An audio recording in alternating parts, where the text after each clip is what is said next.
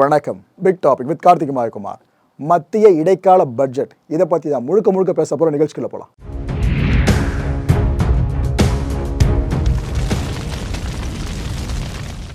பட்ஜெட்டை பற்றி தான் ஃபுல்லாக பேச போகிறோம்.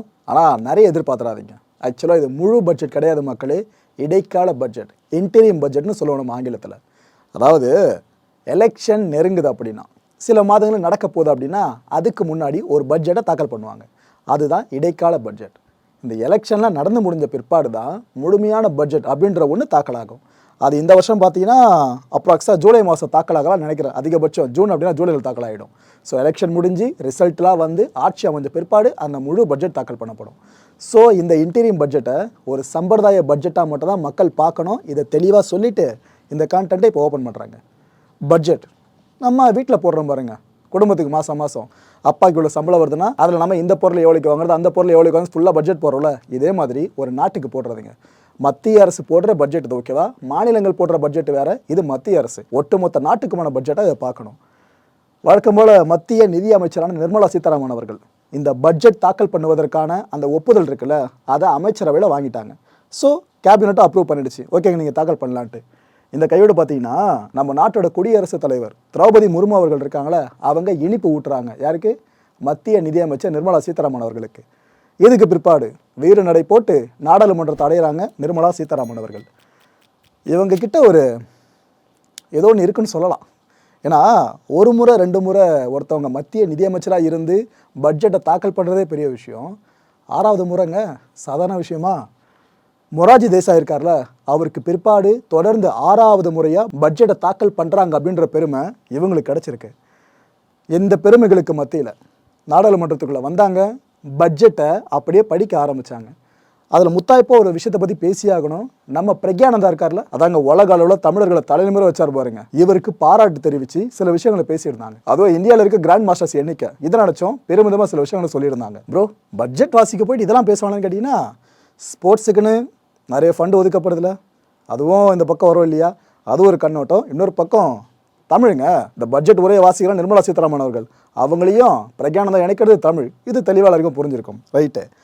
ராமர் கோயில் இருக்குல்ல, அதை பற்றி கூட பேசினாங்க பட்ஜெட்டில். ஒரு 2 லைன் அது சார்ந்தால் வந்துருந்துச்சு. பட்ஜெட் செஷனை பார்த்து எல்லாருக்கும் புரிஞ்சிருக்கும்னு நினைக்கிறேன். ஓகே, இதுக்கப்புறம் நீங்கள் பார்க்க போகிறது எல்லாமே மிக முக்கியமான விஷயங்கள்.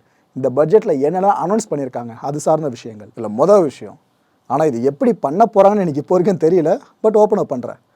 சைனாவுக்கும் நமக்கு ஒரு பெரிய போட்டி இருக்குல்ல பொருளாதாரம் சார்ந்து. ஆனால் நாம் இதில் பீட் பண்ணிவிட்ட சைனாவை மக்கள் தொகையில். அப்பேற்பட்ட மக்கள் தொகை இருக்குல்ல, இந்தியாவில் தொடர்ந்து உயரத்திலே இருக்க பாருங்க மக்கள் தொகை.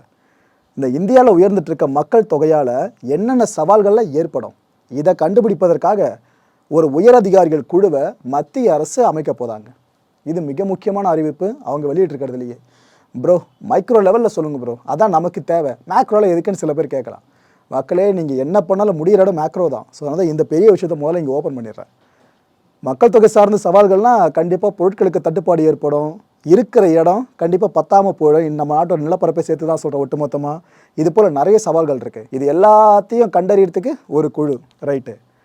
இந்த தனிநபர் வருமான வரி இருக்குது பார்த்தீங்களா, இதில் குழம்பிட்டதையும் தெளிவாக சொல்லிட்டுறேன். பேசிக்கான விஷயம் தெரியாதவங்களுக்கு மட்டும் இது பொருந்தும். இப்போ நான் ஒரு தனிநபர், இண்டிவிஜுவல், நான் ஒரு இடத்துல வேலை செய்கிறேன், சம்பாதிக்கிறேன். என்னால் ஒரு வருஷத்துக்கு 7 லட்சம் ரூபாய்க்கு மேலே சம்பாதிக்க முடியுது அப்படின்னா நான் கண்டிப்பாக கவர்மெண்ட் டேக்ஸ் கட்டியே ஆகணும். வருஷத்துக்கு அவ்வளோ சம்பளம் இல்லை அப்படின்னா டேக்ஸ் கட்ட வேணாம், நான் சம்பாதிக்கிற காசை நான் எடுத்துகிட்டு போனால் போதும், அவ்வளோதான். இந்த ஒரு ஸ்லாப் இருக்குல்ல 7 லட்சம் ரூபாய் அப்படின்றது, அந்த ஸ்லாபில் எந்த மாற்றமும் இல்லைன்னு நிர்மலா சீதாராமன் அவர்கள் தெளிவாக சொல்லிட்டாங்க. ஸோ 7 லட்சம் ரூபாய் வரைக்கும் நீங்கள் வருஷத்துக்கு சம்பாதிக்கிற பர்சனாக இருந்தீங்கன்னா நீங்கள் வரி கட்ட வேணாம். அதுக்கு மேலே ₹1 போனாலும் வரி கட்டுற மாதிரி வந்துடும். எக்ஸம்ஷன்ஸ் இருக்கிறதும் கண்டிப்பாக உங்களுக்கு தெரிஞ்சிருக்கும்னு நினைக்கிறேன், எதுக்குன்னு சொல்லிட்டு. அதெல்லாம் நீங்கள் உங்களோட சார்ட் அக்கௌண்ட் இருப்பார்ல, அவர்கிட்ட விசாரிச்சாலே தெரிஞ்சிடும். கடந்த 10 வருஷங்கள் எடுத்துக்கிட்டிங்கன்னா வருமான வரி தாக்கல் பண்ணுறாங்க பார்த்தீங்களா, இவங்களோட எண்ணிக்கை 2.4 மடங்கு உயர்ந்திருக்கிறதா இவங்க சொல்லியிருக்காங்க. யார்? நிர்மலா சீதாராமன் அவர்கள். நாம் ஒருத்தர்கிட்ட கொடுத்த கடனை திருப்பி கேட்டுக்கிட்டே இருக்கோம், அவங்க கொடுக்கவே மாட்டுறாங்க. 1 வருஷம் 2 வருஷம் 10 வருஷம் 20 வருஷம் ஆகிடுச்சு, கொடுக்க மாட்டுறாங்க. ஒரு இடத்துல என்ன பண்ணுவான், ஆடாபோ உங்ககிட்ட கேட்குறது வேஸ்ட்டுன்னு விட்டுருவாங்க தண்ணி தெளிச்சு. லிட்டரலாக இதேமாரி ஒரு விஷயத்தையும் நிர்மலா சீதாராமன் அவர்கள் இப்போ அறிவிச்சிருக்காங்க. அதாவது 25,000 ரூபாய் வரையான வரி தொடர்பான பழைய வருமான வரி வழக்குகள் இருக்குல்ல, அதெல்லாம் ரத்து பண்ணுறதை அறிவிச்சிருக்காங்க. சப மேட்டரில். ஓகே, இதனால் என்னப்பா ஆகும்னு கேட்டிங்கன்னா, இதுக்கு அவங்களே சொல்கிற பதில், இந்த வரி செலுத்துகிற 1 கோடி பேருக்கு இது பலன் அளிக்கும் அப்படின்னு சொல்கிறாங்க. அடுத்ததாக ஒரு சமீபத்திய பஞ்சாயத்து சார்ந்து ஒரு விஷயத்தை ஓப்பன் பண்ணியிருக்காங்க. மால்தீவ்ஸ் யாருமே மறந்துருக்க மாட்டீங்க. அதுவும் குறிப்பாக நம்ம சேனலை ஃபாலோ பண்ணுற யாரும் இந்த விவகாரத்தை மறந்துருக்க மாட்டீங்க. அப்பேற்பட்ட மால்தீவ் விவகாரம் இருக்குல்ல, அது நம்ம நாடாளுமன்ற பட்ஜெட் உரை வரைக்கும் வந்திருக்குங்க. உள்நாட்டு சுற்றுலாவை மேம்படுத்துறதுக்கு நாம் முன்னுரிமை தரப்போகிறோம். மாலத்தீவு விவகாரத்தை தொடர்ந்து லட்சத்தீவு சுற்றுலாவுக்கு முக்கியத்துவம் கொடுக்க போகிறோம்னு சொல்லியிருக்காங்க. ஏன்பா மாலத்தீவுக்கு இந்தியாவுக்கு பிரச்சனைன்றீங்களா? அப்படின்னா பிரச்சனை. அந்த பக்கம் பியூரோக்ராட்ஸ் யாருமே வாயை தரங்களேன்னு சில பேர் கேட்டுட்டு இருந்தீங்களே, உங்களுக்கான பதில் இங்கே இருக்குங்க.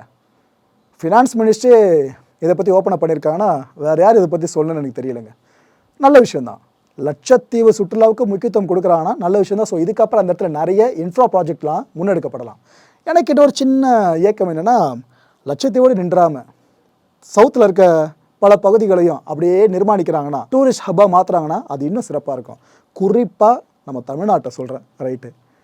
இது ஒரு ஹைலைட்டுங்க இந்த பட்ஜெட் அனௌன்ஸ்மெண்ட்டில். வீட்டோட மேற்கூரையில் இந்த ரூஃப் டாப் இருக்குது பார்த்தீங்களா, இங்கே அது சோலார் அமைக்கிறோம் அப்படின்னா 300 யூனிட் வரைக்கும் இலவச மின்சாரம்னு அனௌன்ஸ் பண்ணியிருக்காங்க.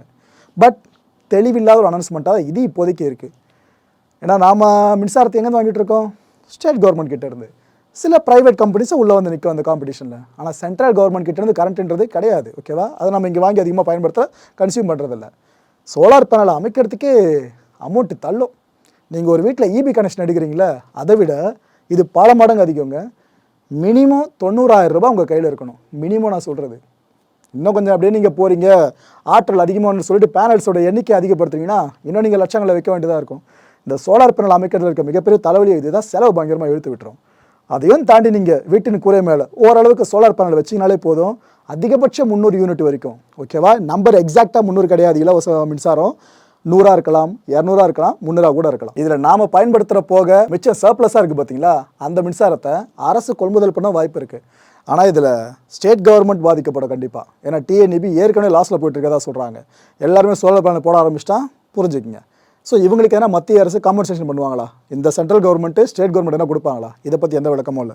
வெயிட் பண்ணி பார்ப்போம். அடுத்தபடியாக பிஎம் ஸ்வாநிதி ஸ்கீம் இருக்குல்ல, ஆக்சுவலாக இதை மைக்ரோ கிரெடிட் ஸ்கீம்னு சொல்லுவோம். மைக்ரோனா ரொம்ப சின்னதாக அர்த்தம். அதில் ஒன்று புரிஞ்சிருக்கும். சின்ன தொகையில் கடன் கொடுக்குறாங்களே அந்த திட்டம்ங்க, மத்திய அரசோட திட்டம். கொலாட்ரல் ஃப்ரீயாக இதில் கடன் கொடுப்பாங்க. அதுதான் இதில் ஹைலைட்டு. இந்த ஒர்க்கிங் கேபிட்டல் லோன்ஸ் இருக்குல்ல, இது அதிகபட்சமாக 50,000 ரூபாய் வரைக்கும் கொடுப்பாங்க. முதல்ல 10,000 போல் ஆரம்பிப்பாங்க, 15,000, 20,000. நீங்கள் கரெக்டாக கடனை திருப்பி அடைக்க இந்த பணம் உங்களுக்கு அதிகரிச்சுட்டே போகும். அதிகபட்சம் 50,000 வரைக்கும் கொடுப்பாங்க. கொலாட்ரல் எதுவுமே வேணாம். பத்திரத்தை வைக்கணும், உங்கள் வீட்டில் இருக்க அந்த பொருளை அடமானம் வைக்கணும், இதெல்லாம் எதுவும் வேண்டாம், உங்களுக்கு இந்த காசு கிடைக்கும். இது மாதிரி 2.3 லட்சம் ஸ்ட்ரீட் வெண்டார்ஸ், இந்த தெருவோரமாக கடை வச்சுருக்காங்களே, இவங்கெல்லாம் 3 முறை கடன் வாங்கியிருக்காங்க. இது ஒரு பெரிய சாதனைன்ற மாதிரி நிர்மலா சீதாராமன் அவர்கள் சொல்லியிருந்தாங்க. அடுத்தபடியாக முத்ரா யோஜனா லோன்ஸ் இருக்குல்ல, இதன்படி 34 கோடி கடன்களை இந்த விமன் ஆண்டர்பிரனர்ஸ் இருக்காங்களே அவங்களுக்கு கொடுத்துருக்கிறதா நிர்மலா சீதாராமன் அவர்கள் இன்னைக்கு அறிவிச்சிருக்காங்க. அடுத்து கடந்த 10 வருஷங்கள் எடுத்துக்கிட்டிங்கன்னா 7 ஐஐடிஸ், 19 எய்ம்ஸு, மொத்தமாக இருக்கிறதா அவ்வளோதான் நினைக்கிறேன், என்னோட நினைவு சரியாக இருக்கும் பட்சத்தில் 390 யூனிவர்சிட்டிஸ் இந்தியாவில் ஏற்படுத்தப்பட்டிருக்கிறதா பெருமிதமாக தெரிவித்தாங்க. எனக்கு என்ன ஒரு மனக்குறை, மைண்ட் வாஷ் நீங்களே கேட்டிருப்பீங்கன்னு நினைக்கிறேன். மதுரை எய்ம்ஸு அதுவும் பார்த்து என்ன பண்ணாங்கன்னா சிறப்பாக இருக்கும். இந்த நம்பர்ஸ் 20 மேலே போகலாம். ஊட்டச்சத்து குறைபாடுகளை சரி செய்கிறதுக்காக ஒரு புதிய அப்ளிகேஷனை அறிமுகப்படுத்த போகிறாங்களாம். இந்த ரயில் சமீப காலமாக நிறைய பேரும் சிரித்து பார்த்துட்டு இருக்க ரயிலாக இருக்குது. ஓப்பனாக பேசலாம், எல்லோரும் விவாதிக்கலாமே, தப்பே இல்லையே. என்னென்னா வந்தே பாரத் ரயில் தாங்க.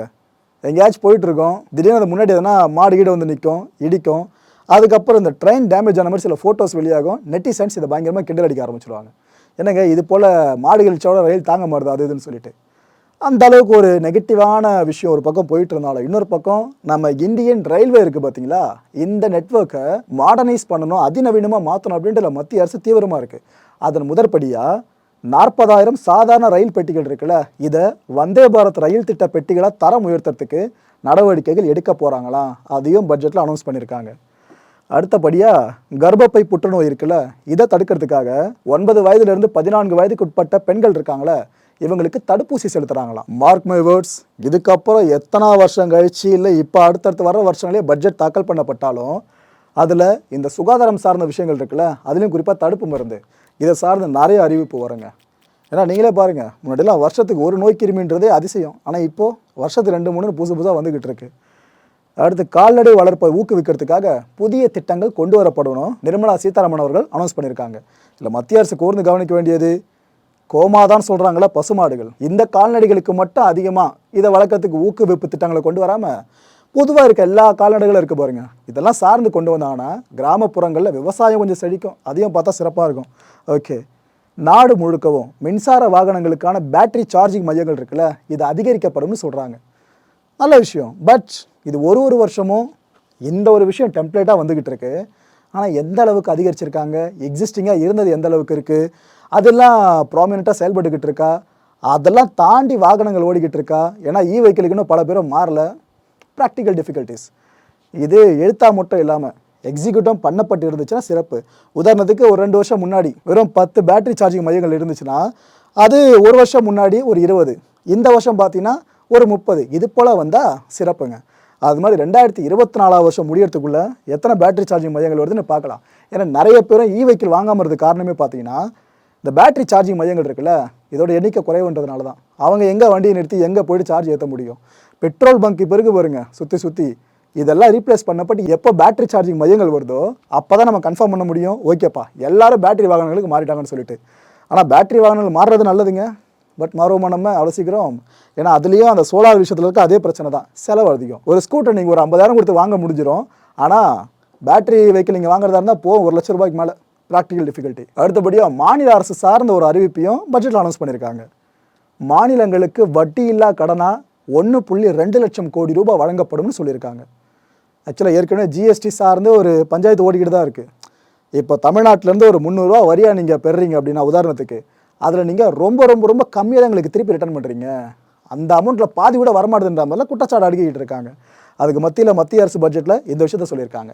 ஓகே, ஜிடிபியில் நிதி பற்றாக்குறை 5.8% மதிப்பிட்டிருக்கிறதா சொன்னாங்க நிர்மலா சீதாராமன் அவர்கள்.